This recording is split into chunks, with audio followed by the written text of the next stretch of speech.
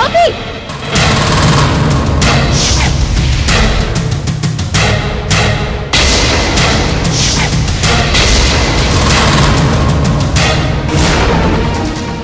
గోపి నీ హద్దులో నువ్వుండు.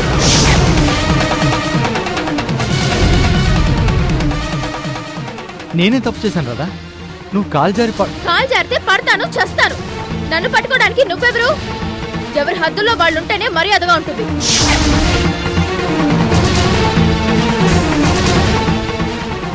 అక్కర్లేని చనువు చూపించే వాళ్ళంటే నాకు అసహ్యం.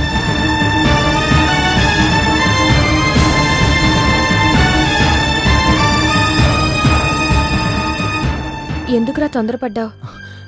నా తప్పేం లేదు హరి. నిజంగానే తన కాలు జారి పడబోతుంటే పట్టుకున్నానంతే. గోపి, నచ్చినప్పుడు కాలు తగిలినా తప్పు అనిపించదు. అదే నచ్చకపోతే వేలు తగిలినా తప్పు అనిపిస్తుంది. రాధ విషయంలో మనం జాగ్రత్తగా ఉండడం మంచిది.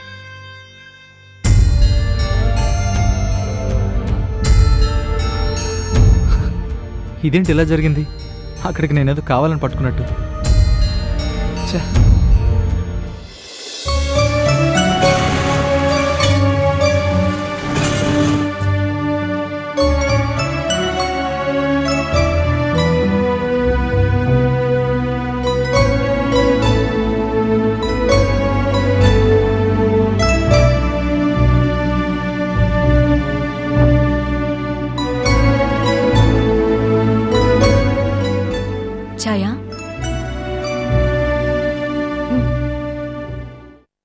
ఛాయా, నీకు తెలిసిన లాయర్ గారు ఉన్నారన్నావు కదా? ఆయన ఊరికెళ్ళారని చెప్పాను కదా. ఒకసారి ఆయనకు ఫోన్ చేసి ఎప్పుడొస్తారో కనుక్కోవా? ఏ అర్జెంటా? చాలా అర్జెంట్. అంటే ఏముంది, నా దాంపత్య నరకంలో మరో కొత్త అనుభవం. ఆనంద్ నిన్న తాగొచ్చారు. ఇంటి నమ్మడానికి నేను ఒప్పుకోవడం లేదని నోటుకొచ్చినట్టు మాట్లాడారు. తనలా మాట్లాడుతుంటే నువ్వెందుకు కోరుకున్నావు? ఊరుకోక ఏం చేయనే? అలా మాట మాట పెంచుకుంటూ పోతే ప్రతిరోజు ఘర్షణే. తిండి తిని బుద్ధి కాదు, నిద్రపోబుద్ధి కాదు. అందుకని తాగొచ్చి గొడవ చేస్తే నోరు మూసుకొని కూర్చున్నావా? అదే నేనైతేనా? మొదటి నుంచి నీలాగా తెగువ ధైర్యం నాకు ఉండుంటే ఏమో పరిస్థితి ఇంకోలా ఉండేదేమో. సంధ్య, ఆడదాని బలహీనతే మగాడి బలం. నువ్వింకా తలంచుకొని కూర్చుంటున్నావు కాబట్టే ఆనంద్ ఆటలు సాగుతున్నాయి. కావచ్చు, కానీ నేనేం చేయను? చేసేదేంటి? 600 ఆ ఇంటిని అమ్మే ప్రసక్తి లేదని కుండ బద్దలు కొట్టినట్టు చెప్పేశాయి. అలా చెప్పినందుకే నా మీద కోపంతో పీకల దాకా తాగొచ్చారు. తను తాగడానికి కారణం నేనేనట. నేను కోఆపరేట్ చేయనందువల్లే తన ఫ్రెండ్స్ ముందు ఫూల్ అయ్యారట. అవమానంతో తలదించుకున్నారట. ఇలాగే ఏవేవో. ఆయన మోహన్ కట్టించిన ఇంటి మీద తనకేంటంట బోర్డు అధికారం?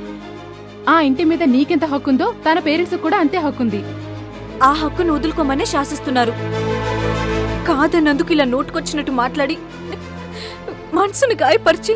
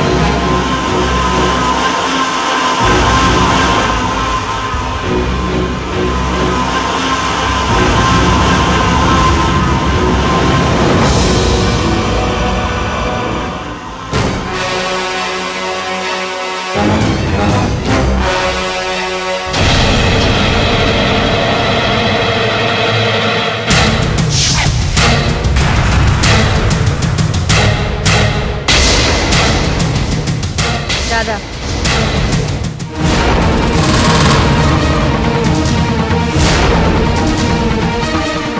రాధా, ముత్యాలు చెప్పింది నిజమేనా?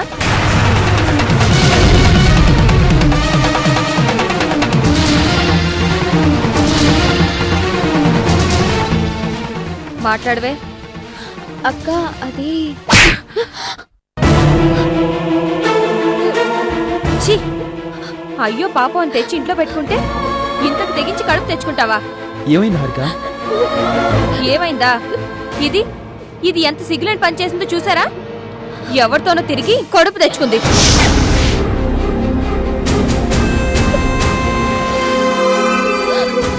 అయ్యో అంటే 6 నెలలు చుట్టుకుంటుందని ఊరికే అన్నారా? ఇంతకీ ఎవరో కనుక్కోండి. చెప్పు, ఎవడు వాడు?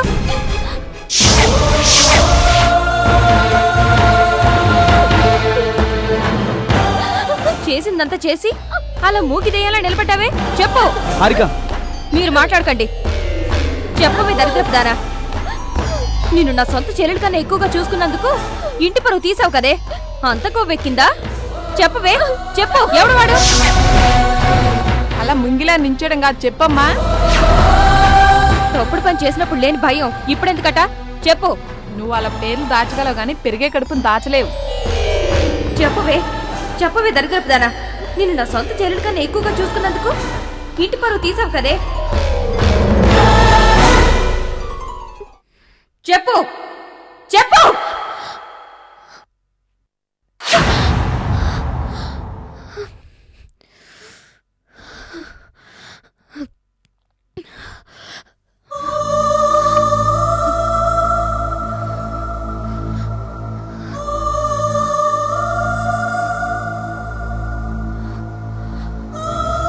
నేను ఇంకా ఇక్కడే ఉంటే ఏదో ఒక రోజు ఇలాంటి పరిస్థితి రాకు తప్పదు.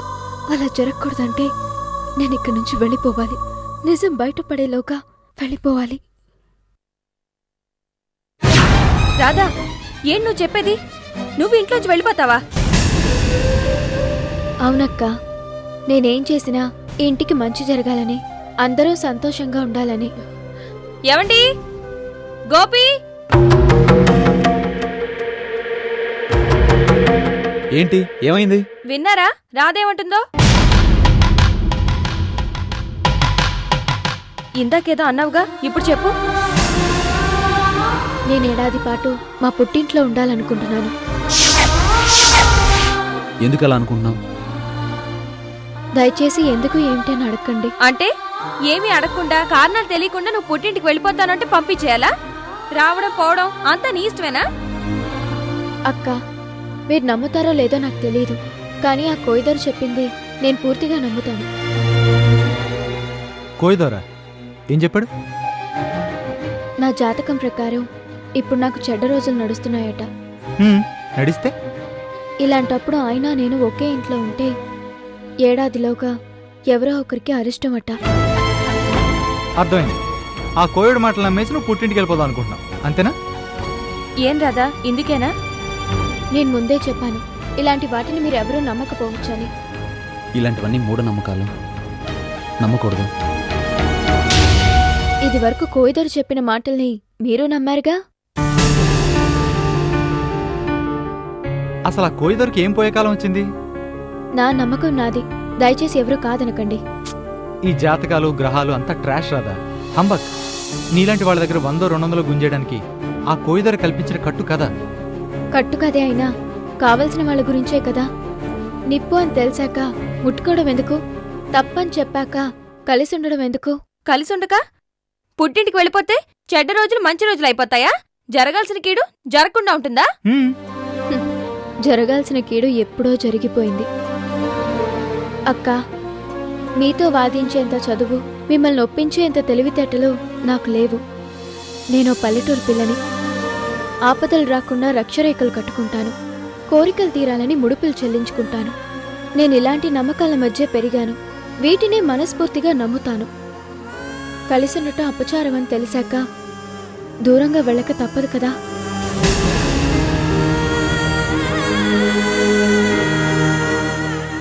రాధా, ఆపదలకి రక్షరేఖలున్నట్టే అపచారాలకి పరిహారాలుంటాయిగా. కొన్ని అపచారాలకి పరిహారాలు ఉండవు, ప్రాయశ్చిత్తాలు ఉండవు.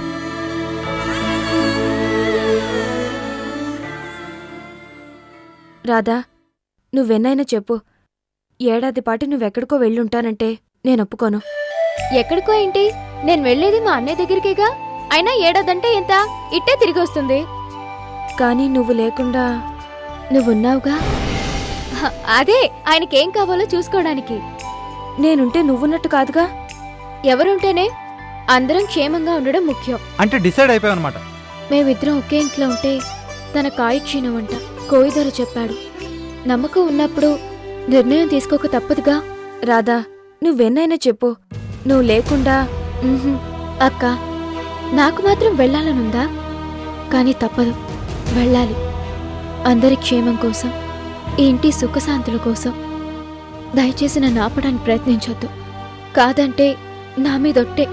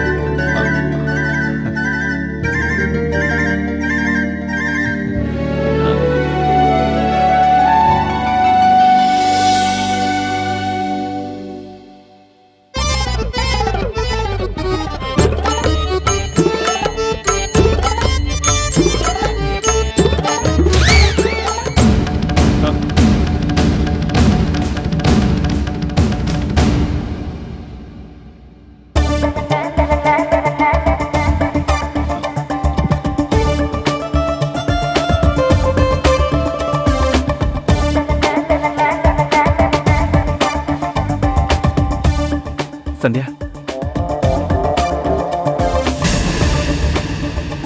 సంధ్య, సంధ్య, సంధ్య, సారీరా Sandhya, Sandhya please please, I'm sorry Sandhya please. నాకు తెలుసు, హ్యాంగ్ ఓవర్లో ఏదేదో మాట్లాడేశాను, నేను హర్ట్ చేశాను. ప్లీజ్ సంధ్య, నన్ను క్షమించు.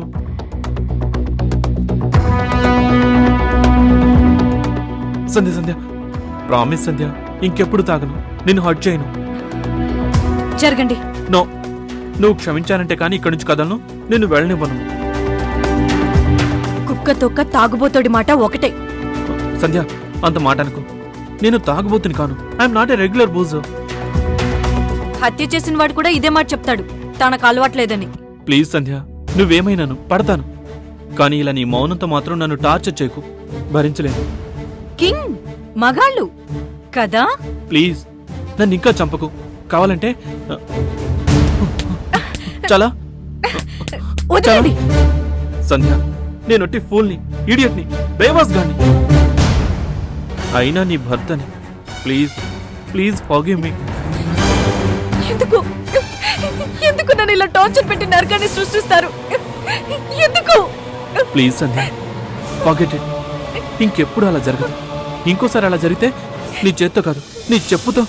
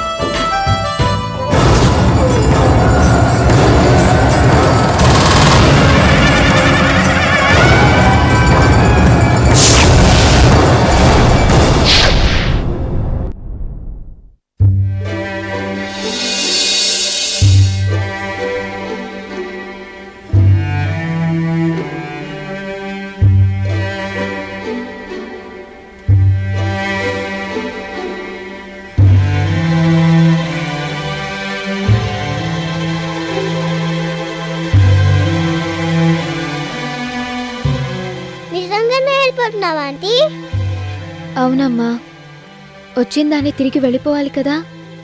నన్ను మర్చిపోతావా? అస్సలు మర్చిపోను. కల్లో కూడా మర్చిపోను. మరి నన్ను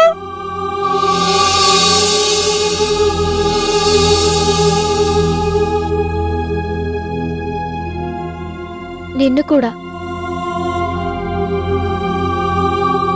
అంటే నిజంగా గుర్తుంచుకుంటావా? హ్మ్. రోజుకు ఒకసారి తలుచుకుంటావా?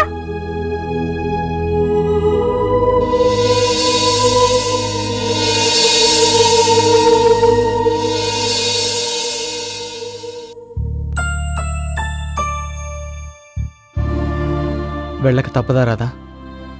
మ్హూ. నాకు ఆ కోయిదర్ని తన్నాలనిపిస్తుంది. చితకా మతకా చిత్తక పచ్చడి చేద్దాం అనిపిస్తుంది. షో ఏంటి విషయం?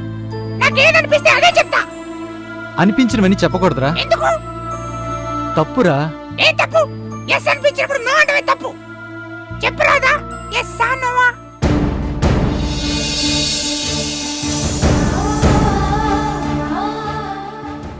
ఎస్. దేనికి ఎస్? వెళ్ళిపోవడానికి.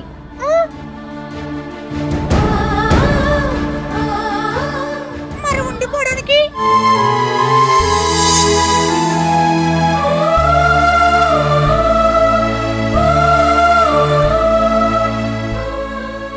చాలు పంచడు.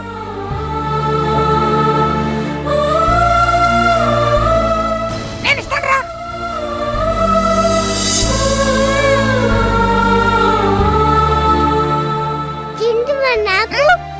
నీకు కూడా ఇంకోటి ఉన్నాడు రా.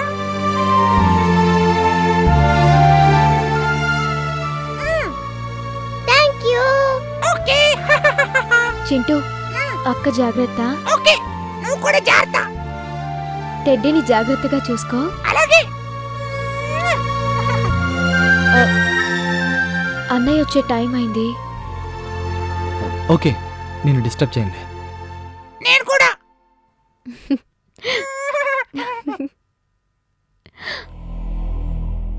పద.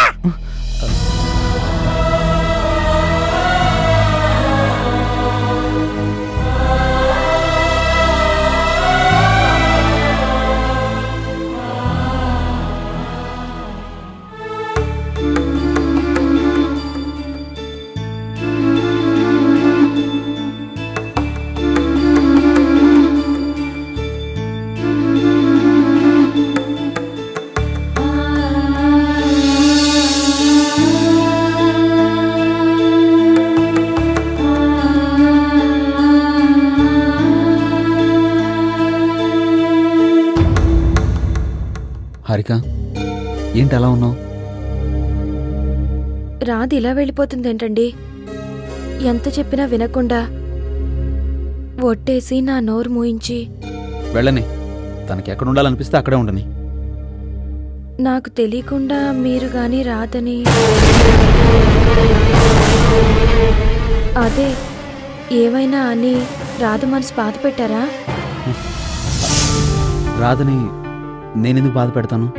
ఎందుకైనా చిరాకు పడ్డం, విసుక్కోవడం. మ్హూ. మరెందుకండి రాధ ఇలాంటి నిర్ణయం తీసుకుంది? చెప్పిందిగా, కోయిదొర మాట మీద నమ్మకంతో అని. ఏం నమ్మకమో ఏంటో. రాధ మరి కాసేపట్లో వెళ్ళిపోతుంది అంటే నా కాళ్ళు చేతులు ఆడడం లేదు. ఏ జన్మ బంధమో అక్క అని నోరారా పిలిచింది.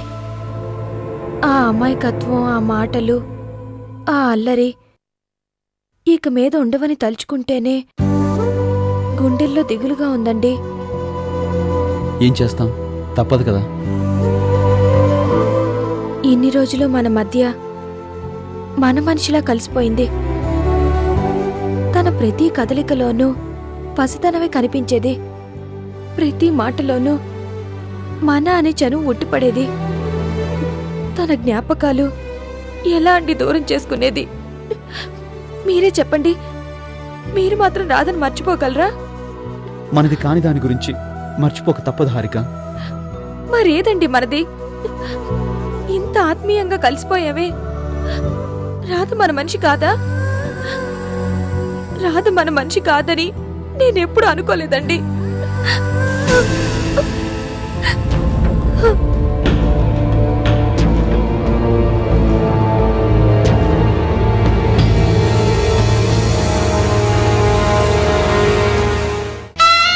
మీ కళ్ళల్లో కన్నీళ్లు చూస్తే అక్కకు అనుమానం వస్తుంది. అదే గనుక జరిగితే నేను వెళ్ళేది పుట్టింటికి కాదు, శ్మశానానికి. ఇక మీదట రాధ మన ఇంట్లోనే ఉంటుందని చెప్పారుగా. ఇంట్లోనే ఉండే వాళ్ళకి కొత్తగా ఈ మర్యాదలెందుకు?